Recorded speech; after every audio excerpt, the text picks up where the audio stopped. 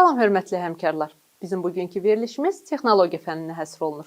Biz bugün Gülşən Mirzadənin təqdimatında emal texnologiyaları məzmun sahəsinə dair müxtəlif test tapşırıqlarının izahı ilə tanış olacağıq. Salam Gülşən xanım. Salam, hər vaxtınız xeyir Pərvinə xanım. Gülşən xanım, bu texnologiya fənninə dair ilk dərsimizdir və müəllimləri maraqlandıran suallar qiymətləndirmə çərçivəsi ilə bağlıdır. Texnologiya fənnində neçə məzmun sahəsi var və hər məzmun sahəsinə görə müəllimlər neçə test nümunəsi ilə qarşılaşacaqlar? Çox sağ olun Pərvinə xanım və mən qarşıda gələn sertifikasiya imtahanında bütün texnologiya fənn müəllimlərinə uğurlar arzulayıram.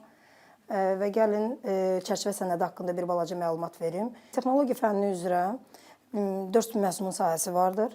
Gəlin onlarla yenidən xatırlatma aparaq. Məzmun sahələrimiz emal texnologiyaları, texnika elementləri, məişət mədəniyyəti və qrafika. Və sualların sayı isə emal texnologiyaları üzrə 17, texnika elementləri üzrə 13, məişət mədəniyyəti üzrə 12, qrafika üzrə 8 sualdan ibarətdir. Və sualların sayının belə bölünməsi bəlkə də müəllimlərdə bir sual doğura bilər ki, nə üçün emal texnologiyaları üzrə 17 sual, o biri suallar azlıq təşkil edir. Bu ona dəlalət edir ki, bizim 5-ci və 9-cu sinif mövzuları arasında ən çox mövzular emal texnologiyaları üzərində qurulmuşdur. Gəlin test nümunələri ilə tanış olaq. Deməli, birinci sualımız texnologiya dərsində şagird konserv bankalarının hazırlanmasında istifadə edilən 0,2-0,5 mm qalınlığında nazik təbəqəli metal haqqında danışdı. Bu məlumat hansı metal növünü xarakterizə edir?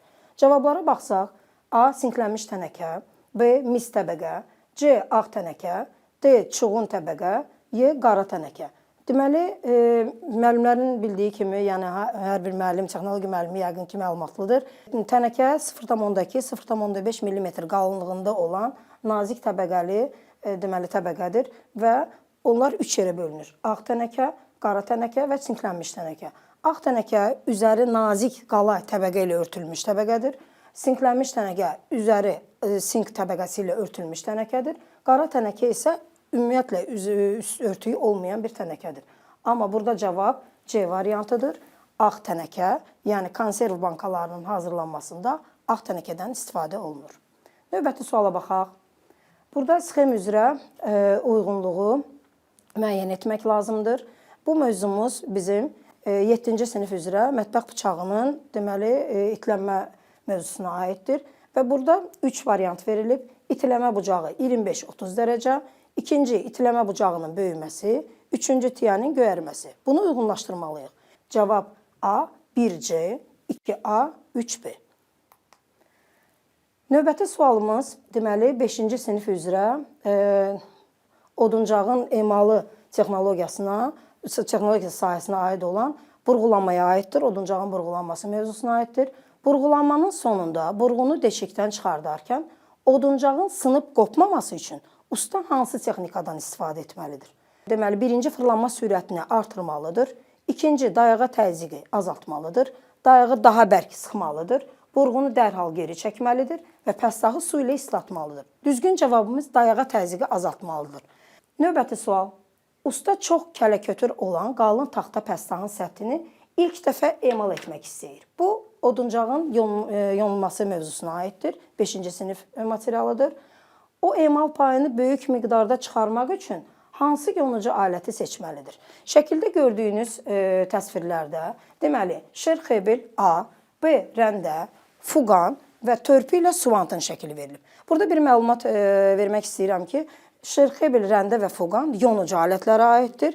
Amma törpü ilə suvant isə təmizləmə alətlərinə aiddir. Ona görə biz bu 3 variantın arasında seçim edirik. Bildiyimiz kimi şerxebil kobud yonma üçün istifadə edilir və onun alman dilinə tərcüməsi də kobud yonmadır. İkinci rəndədir. Rəndə son deməli yonma işlərini yerinə yetirmək üçün istifadə edilir.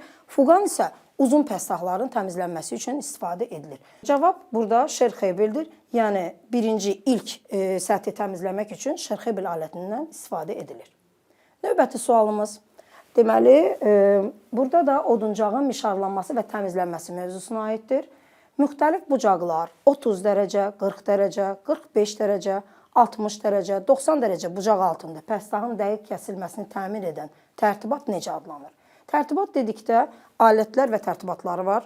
Ümumiyyətlə xarrat bucaqlığı, reismus və deməli fuqan, bunlar alət sayılır. Mişarlama qutusu və altlıq taxta isə tərtibatdır.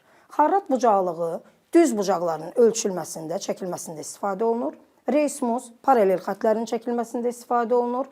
Altlıq taxta ülgünün çəkilməsi üçün istifadə olunur. Fuqan bayaq dediyimiz kimi uzun pəstahların yonulmasında istifadə olunur. Mişarlama qutusu isə 30 dərəcə, 40 dərəcə, 45, 60 və 90 dərəcəlik altında bucağın ümumiyyətlə pəstahın dəqiq kəsilməsi üçün istifadə olunan deməli tərtibatdır və o tərtibatın daha rahat istifadəsi üçün mütləq o Versaks xacına bağlanılır və rahat formada həmin bucaq altında pəstah kəsilir.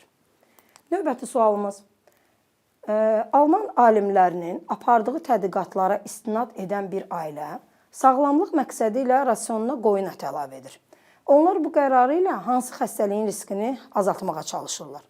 Əslində, situativ suallar müəllimlər üçün bəlkə də fikirləşirlər ki, çətinlik törədir. Amma sadəcə olaraq məntiq ilə yaxınlaşanda bu məsələyə rahatlıqla onun cavabını tapmaq olur.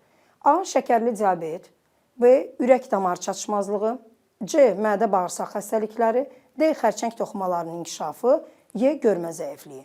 Burada cavab xərçəng toxumalarının inkişafıdır. Növbəti sualımız. Həkim allergiyadan əziyyət çəkən və radiasiya fonu yüksək olan zonada yaşayan şəxsə keçi südü məsləhət görür. Bu tövsiyənin elmi əsası nədir? Doğrudan da bu da əsaslandırılmış bir məlumatdır. A. Keçi südünün tərkibində 6-8% yağ olması. B. Keçi südünün 1060 kilokalori enerjiyə malik olması. C. Tərkibindəki immunoglobulinlərin radionukleidləri çıxarması. D. Keçi südündən Roquefort pendirinin hazırlanması. Y. Keçilərin sürü halında yaşamaq xüsusiyyəti. Burada isə cavab C variantıdır. Növbəti sualımız isə bizim 7-ci sinif üzrə deməli balıqlardan isti yeməklərin hazırlanması mövzusuna aiddir. Və burada bir məqam var. O məqama toxunmaq istəyirəm. Sual belədir. Situativ sualdır. Mağazadan balıq alan müştəri soyudulmuş balıq etiketi olan məhsulun həqiqətən təzə olduğunu necə yoxlamalıdır? Hansı göstəricisi balığın xarab olduğuna birbaşa sübutudur? Əslində soyudulmuş balıq bəlkə də məsəl üçün problem yaradan bir sual kimi ola bilər. Sadəcə olaraq bilmək lazımdır ki, təzə balıq soyudulmuş və soyudulmamış olur və soyudulmuş balıq odur ki, soyudulmamış odur ki, təzə balıq deməli tutulduqdan sonra o hava ilə eyni temperaturda saxlanılır. Yəni saxlanılmır. O dəqiqə onu istifadəyə verirlər. Amma soyudulmuş balıq isə 0 dərəcəyə kimi soyudulur və sonra istifadə edirlər. Fərqləri budur. Və burada biz xarab olduğunu birbaşa sübutu olan variantı tapmalıyıq. Və bu da məncə çox asan sualdır. Balığın qəlsəmələrinin qırmızı rəngdə olması və xarakterik iyi verməsi bu balığın doğrudan da təzə olmasını dəlalət edir. İkinci, balığın üzərinin nazik və şəffaf bir selik təbəqəsi ilə örtülü olması. Bu da balığın təzə olmasını göstərir. Biri var bir selik təbəqə ilə örtülü, bir də var yapışqan. Yəni əl vurduqda yapışqan kimi olursa, deməli o köhnədir.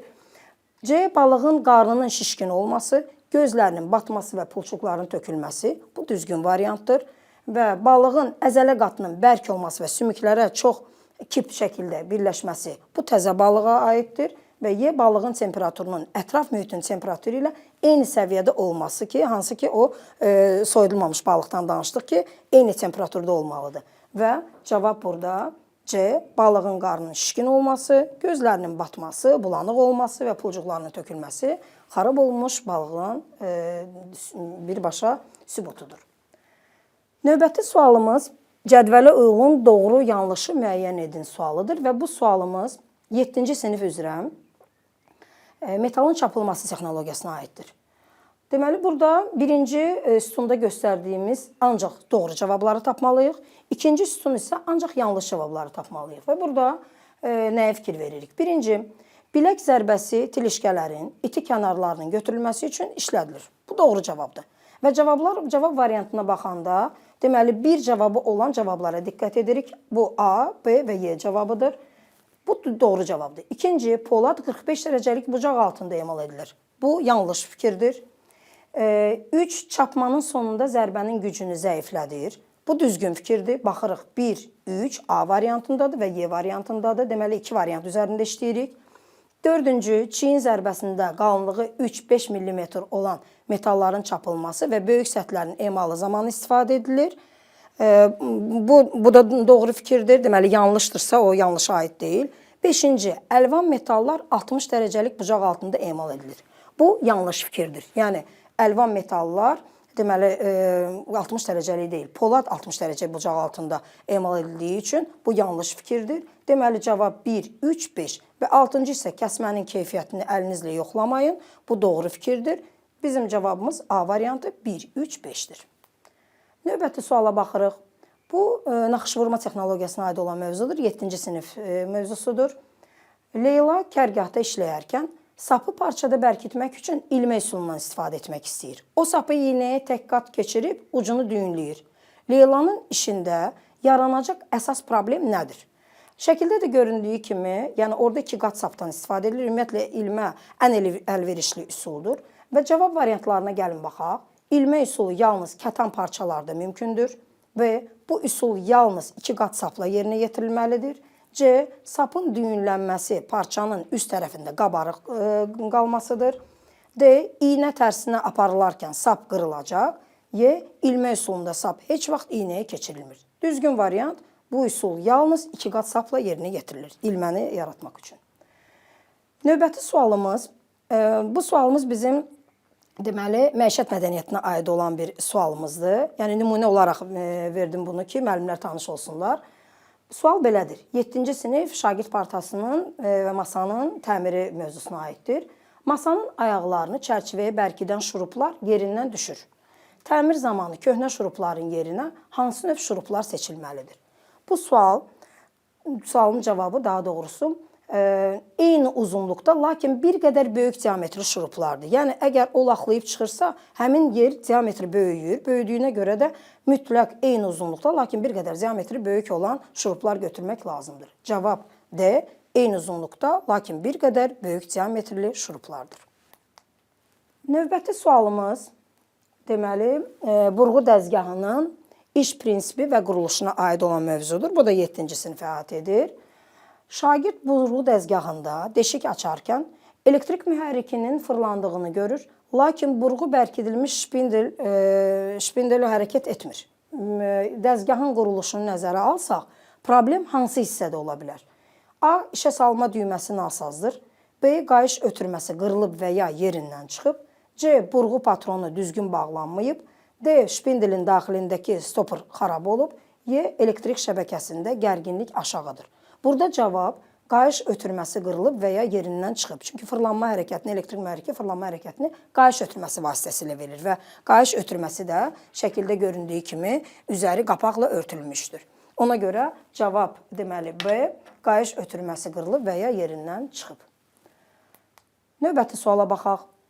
Şagird metal çubuğun üzərində pafta ilə yiv açarkən metal yonqarlarının alətin deşiklərindən çıxdığını müşahidə edir.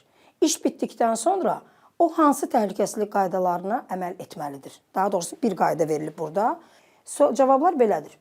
A. Yonqarları əllə təmizləmək olar. Xeyr, olmaz. Yanlış fikirdir. Yonqarları üfürməklə təmizləmək lazımdır. Yanlış fikirdir.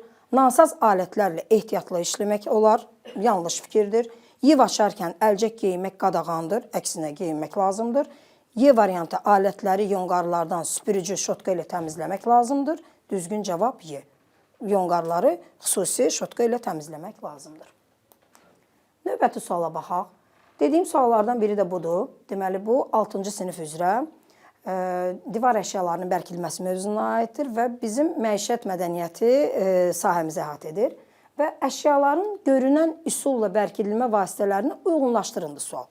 Şəkildə gördüyümüz kimi biz uyğunlaşdıranda təsvirdə hər hansı bir tutaq ki, bərkitmə vasitəsi yadımızdan çıxsa belə, onun formasına baxıb yadımıza sala bilirik. Məsələn, metal asma dayaq dedikdə biz dayağa baxıb C variantını götürə bilirik. Metal kronşteyn və metal asmadan söhbət gedir. Burada cavab birinci, deməli, metal asma dayaq C variantıdır. Metal kronşteyn A variantıdır. Metal asma isə B variantıdır. Deməli, cavab B 1C, 2A, 3B-dir. Növbəti sualımız yenə də yiv birləşməsinə aid olan sualdır. Detalların yivli birləşməsinin texniki üstünlükləri haqqında verilmiş fikirlərdən hansı tamamilə doğrudur? Onlar mürəkkəbdir və yalnız xüsusi zavodlarda yığılır. Yanlış fikirdir. Bu birləşmələr sökülməyən birləşmədir. Xeyr, yiv birləşmələri sökülən birləşmədir.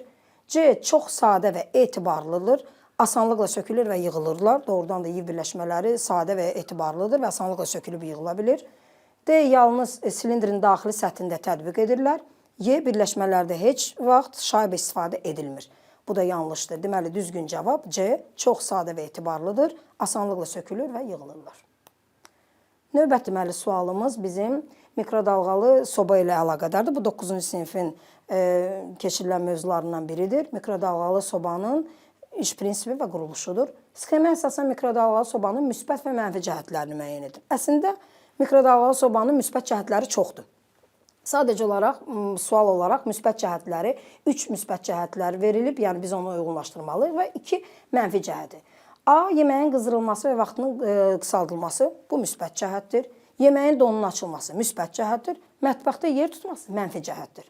Sağlam qida hazırlanması, müsbət cəhətdir. Əlavə elektrik enerjisi sərf etməsi isə mənfi cəhətdir. Deməli, C ilə Y mənfi cəhət, A, B, D isə müsbət cəhətlərə aiddir və cavab D 1A, B, D, 2 isə C, Y. Növbəti sualımız 8-ci sinif üzrə, deməli, un məmulatlarının hazırlanmasında ərzaq məhsullarından danışılır burada bu mövzuda və bişirilən un məmulatlarının rəngi bulanıqdır, xəmir acımır, tez qaysaq bağlayır və bişərkən çatlayır. Bu vəziyyətin səbəbi nədir? A. Xəmir tamamilə duzsuz yoğrulub, B. Xəmirə həddindən çox şəkər tozu vurulub, C. Xəmir həddindən çox duzlu yoğrulub, D. Xəmirdə süd əvəzinə su istifadə olunub, Y isə un ələnmədiyi üçün oksigen çatışmır. Burada isə cavab, xəmir həddindən çox duzlu yoğrulan zaman xəmir acımır, tez qaysaq bağlayır və bişərkən çatlayır. Euler-Venn diaqramına əsasən uyğunluğu müəyyən edin. Deməli, burada polad ilə çuğunu fərqləndirmək lazımdır və bu mövzuda metallar haqqında məlumat, prokat haqqında məlumat mövzusuna aiddir, 7-ci sinif mövzusudur. A. Tərkibində 2%-dən 4%-ə qədər karbon vardır. Sərt, lakin kövrək xassiyyə malikdir. Yəni, o kövrək sözü varsa, biz o dəqiqə bilirik ki, o çuğuna aiddir. Dəmirin karbonla ərintisi, ikisi də, polad və çuğun ikisi də dəmirin karbonla ərintisidir. D variantı bərkdir, yaxşı döyülür və kəsilir, polada aiddir. Maşınlar, dəzgahlar və müxtəlif kəsici alətlər poladdan hazırlanır və cavab burada Y variantıdır. 1D, Y deməli polad, 2A, B çuğunun xüsusiyyətləri, 3-cü isə oxşar xüsusiyyəti C, yəni dəmirin karbonla ərintisidir. Növbəti bizim 3 deməli hesablama tipli suallara müraciət etmək istəyirəm. Müəllimlər üçün bəlkə də bu ilk ola bilər, biraz çətin ola bilər, amma burada hesablamalar çox sadə formada gedir. Mən onun izahını vermək istəyirəm ki, müəllimlər çətinlik çəkməsin imtahan zamanı. Birinci məsələmiz budur. Bu 8-ci sinif üzrə deməli ev heyvanlarına qulluq mövzusuna aiddir. Belə bir sualdır. Laboratoriya müayinəsi zamanı qoyun südünün tərkibində yağ miqdarı 7%, zülal isə 5% olaraq ölçülmüşdür. Bu südün 2 litrindəki yağ və zülalın cəmi çəkisi qramla nə qədərdir? Və bizə cavablar qramla verilib. 120 qram, 180 qram, 240 qram, 280 qram və 300 qram. Burada biz mütləq qaydada yağ və zülalın ümumi deməli faizini tapmalıyıq və cavab alınacaq 240 qram. Deməli, ümumiyyətlə qramla yağ və zülalın cəmi çəkisi qramla 240 qrama bərabərdir. İkinci məsələmiz də deməli yenə həmin mövzuya aiddir. Gün ərzində toyuqlara 20-25 qram miqdarda silos vermək tövsiyə olunur. Fermer 100 baş toyuq saxlayır. Yəni bu çox asan məsələdir və mənə elə gəlir ki, müəllimlər bir çətinlik çəkməyəcək bu formada hesablama tipli sualları görsələr. Tövsiyə olunan minimum normaya əsasən o gün ərzində bu toyuqlara cəmi nə qədər silos verməlidir. Və burada bizim 2 göstəricimiz var. 20 və 25. Yəni bu 20 minimumdur, 25 isə maksimumdur. Və cavab variantları kiloqramla verilib. 1 kiloqram, 1,5 kiloqram, 2 kiloqram, 2,5 kiloqram, 3 kiloqram. Və burada 100 başdırsa və minimumu biz 20-ni götürürüksə, 100-ü 20-yə vururuq, 2000. 2000 qramı da kiloqrama çevirəndə 2 kiloqram. Düzgün cavab 2 kiloqramdır. Və növbəti sualımız və sonuncu sualımız. Bu sual 9-cu sinif üzrə ev heyvanlarının deməli, yem tədarükü ilə bağlı olan mövzudur. Bir inək hər yemləmədə 3 kiloqram silos yeyirsə, sutkalıq maksimum normanı 18 kiloqram tamamlamaq üçün neçə dəfə yemlənməlidir? Cavablar: A 3 dəfə, B 4 dəfə, C 5 dəfə, D 6 dəfə, Y 7 dəfə. Burada bayaqki məsələdə minimum norma götürülmüşdü. Burada isə maksimum norma 18 kiloqramdır. Ona görə də 18 kiloqramı 3-ə bölürük və cavab D 6 dəfə. Bu məsələnin də cavabı 6 dəfə, yəni 18-i bölürük 3-ə, alır 6 dəfə.